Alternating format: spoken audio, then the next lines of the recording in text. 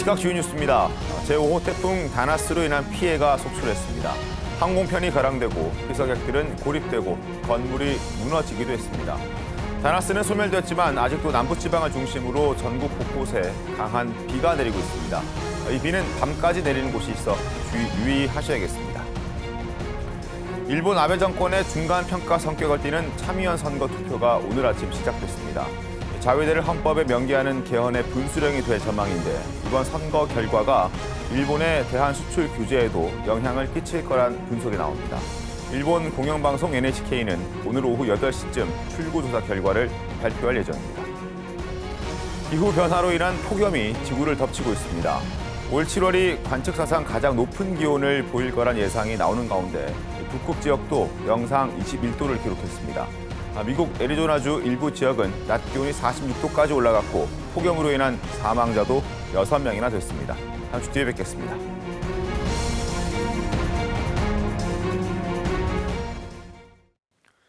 시청자 여러분 안녕하십니까? TV조선 뉴스 시작합니다. 제5호 태풍 다나스는 어제 소멸됐지만 300mm에 가까운 비가 내린 부산 등 남부지방을 중심으로 침수나 고립과 같은 피해가 속출했습니다. 또 항공기 모두 195편이 결항됐고 여객선 101편이 운항이 중단되면서 태풍의 여파는 이어졌습니다. 첫 소식 성민혁 기자입니다. 소방대원이 물에 빠진 차량을 뒤에서 밉니다. 어제 오후 4시 10분쯤 부산 금정구에서 지하차도를 달리던 승용차가 불어난 비에 침수됐습니다. 당시 차량 안에는 3명이 있었지만 급히 탈출해 인명피해는 없었습니다. 소방대원들이 톱으로 나무를 자릅니다. 어제 저녁 8시쯤 부산 사하구의 한 도로에서 강풍으로 나무가 쓰러졌습니다. 앞서 오후 3시엔 전북 진안구 구량천에서 피서객 12명이 불어난 물에 고립됐습니다. 1시간 만에 구조돼 인명피해는 없었습니다. 부산 사하구와 금정구의 한 원룸 건물에선 건물 외벽과 건축자재 일부가 떨어져 나갔고 송도 해수욕장 인근에선 간판이 차량 위로 떨어졌습니다. 이 밖에도 부산 남구에서 주택에 균열이 생겨 6세대가 근처 숙박시설로 대피했고 경북 영덕에서는 강풍에 어선 한 척이 침몰했습니다. 그젯밤부터 어제까지 침수된 주택만 30채로 집계됐습니다. 부산과 제주를 오가는 여객선 등 71개 항로 101척의 운행이 중단됐고 항공편도 195편이나 무더기로 결항했습니다. 또 지리산 등 국립공원 11곳에서도 300개가 넘는 탐방로가 통제됐습니다. TV조선 성민혁입니다. 태풍 다나스의 여파로 지금도 전국적으로 비가 내리고 있습니다. 오후가 되면 대부분 그칠 것으로 보이지만 밤까지 비가 내리는 곳이 있어서 유의가 필요해 보입니다. 오늘 기온은 30도 안팎으로 무더위가 이어지겠습니다. 김아름 기자입니다. 휴일 아침인 오늘 전국 곳곳에 흐리거나 비가 오고 있습니다. 태풍 다나스가 남긴 비구름 여파 때문인데 특히 오전까지 영남 곳곳과 호남 동부 지역을 중심으로 30에서 80mm의 강하고 많은 비가 내릴 것으로 기상청은 내다봤습니다. 비가 많은 곳은 100mm까지 내릴 전망입니다.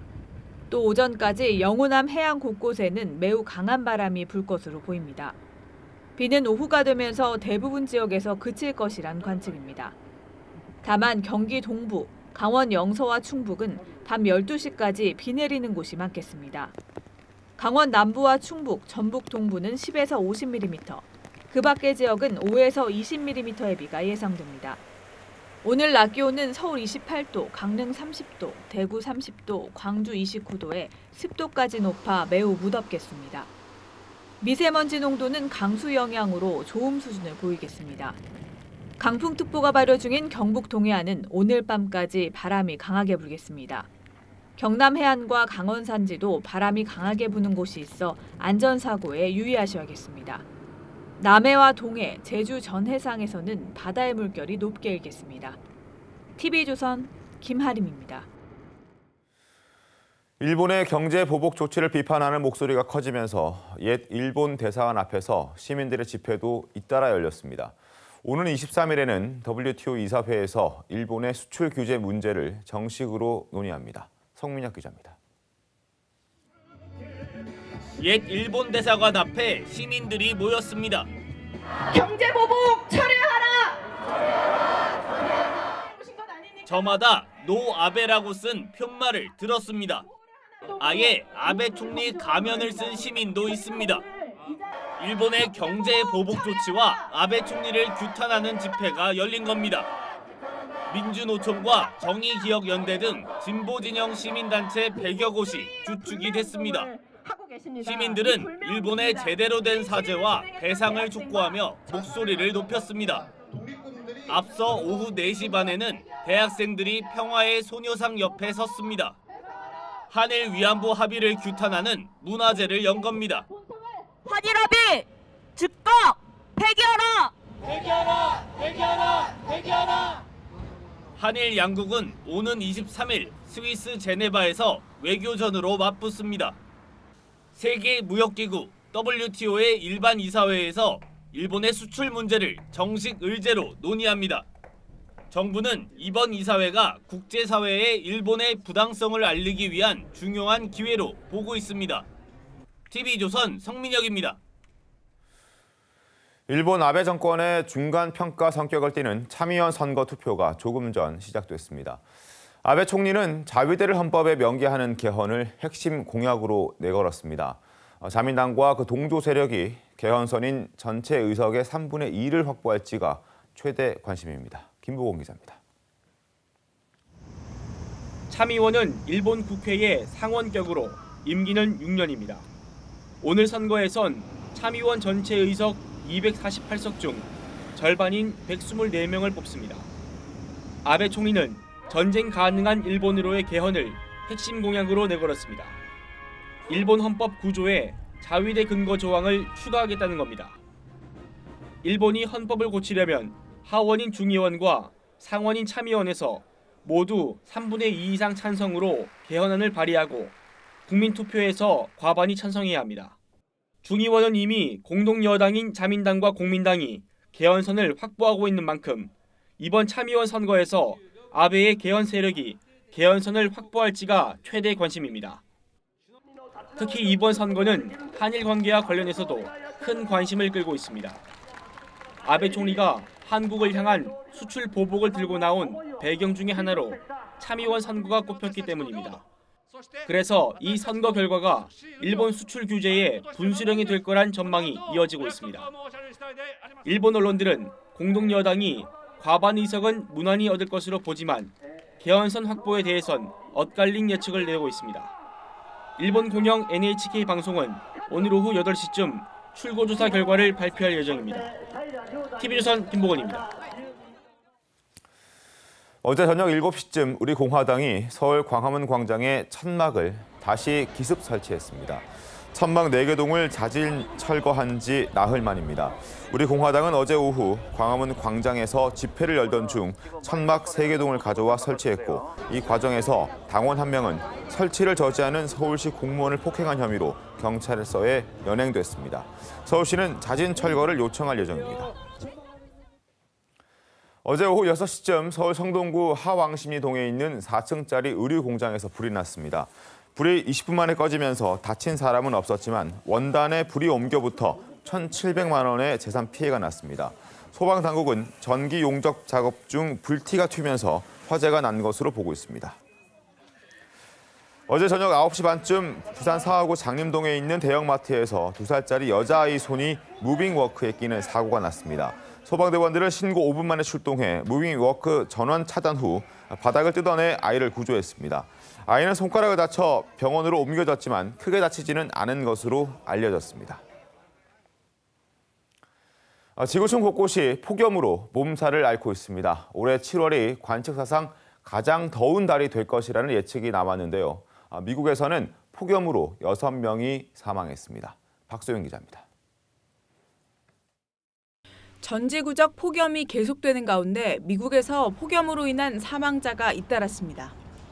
현지 시간 20일 미국 CBS 방송은 거대한 열파가 미국 중서부와 북동부를 감싸 메릴랜드주와 아칸소, 애리조나주에서 6명이 사망했다고 보도했습니다. 아칸소주 리틀록의 더위를 체감하는 열파 지수는 섭씨 39.4도였고 애리조나주 일부 지역은 낮 중 섭씨 46도를 기록하기도 했습니다. 뉴욕과 워싱턴 DC를 포함한 10여 개 주요 도시가 비상사태를 선포했습니다. 유례 없는 폭염이 계속되면서 영국 일간 가디언은 지구가 관측 이래 가장 더운 7월로 향하고 있다고 보도했습니다. 영국 옥스퍼드대 과학자들은 지금 같은 추세가 이어질 경우 올해 7월은 가장 더웠던 2017년보다 0.025도씩 높을 것이라고 추정했습니다. 영하권 안팎이어야 할 캐나다 북극지방 한 마을의 기온은 지난 14일 영상 21도를 기록했습니다. 프랑스 남부에서는 폭염으로 인한 산불로 휴가객 수천 명이 대피했고 인도 첸나이와 짐바브웨 수도 하라레는 가뭄으로 고통을 겪었습니다. 전문가들은 무더위의 원인으로 기후변화를 꼽으며 전지구적 대응을 촉구하고 있습니다. TV조선 박소영입니다. 영화 도둑들에 출연했던 홍콩의 유명 배우 런다화가 행사 도중 괴한의 흉기에 찔리는 사고를 당했습니다. 현지 언론에 따르면 런다화는 20일 중국 광둥성에서 열린 영화 홍보 행사 중 정체불명의 남성이 휘두른 칼에 복부를 맞았고 즉시 병원으로 이송돼 수술을 받았습니다. 중국 공안 당국은 현재 이 남성을 대상으로 사건 경위와 범행 동기 등을 조사하고 있습니다. 헐리우드 고전 라이온킹이 개봉 4일 만에 100만 관객을 끌어모으며 순항하고 있습니다. 이에 맞서 세종대왕의 한글 창제를 다룬 영화 나라말싸미도 관객들을 찾아옵니다. 극장가의 두 왕의 맞대결 구민성 기자가 소개합니다.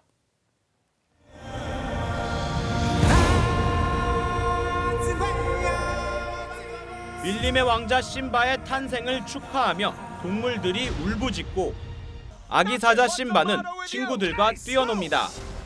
제작진은 이런 실사 같은 영상 구현을 위해 6개월가량 아프리카에서 자연환경과 동물을 관찰했고 실사화를 위해 포토리얼 CGI를 합친 혁신적인 기술도 적용했습니다. 굉장히 좀 사실감이 좀 살아있었고 또 IMAX로 크게 보니까 옛날에 좀 애니메이션으로 보던 어떤 그런 기억하고는 확실히 다른 것 같아요. 하지만 극실사와 극대화로 인해 동물의 의인화에 감정이입이 잘 안 된다는 지적도 나옵니다. 동물들 표정이 잘 안 보여가지고 감정 표현을 해야 되는데 약간 좀 동물들이 정색하고 있는 것 같은 느낌이 좀 들었어요. 송강호가 열연한 나란말싸미의 세종. 인간 세종대왕의 이면을 그려내며 한글 창제 비화를 풀어냈습니다. 극중 세종대왕보다 배우 송강호가 더 돋보인다는 평이 나옵니다.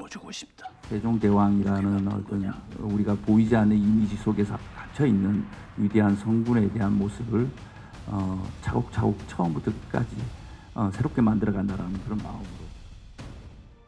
극장가에 맞붙은 헐리우드의 라이온킹과 우리나라의 세종대왕의 대결. 그 결과가 주목됩니다. TV조선 구민성입니다. 이상으로 뉴스를 마치겠습니다. 시청해주신 여러분 고맙습니다.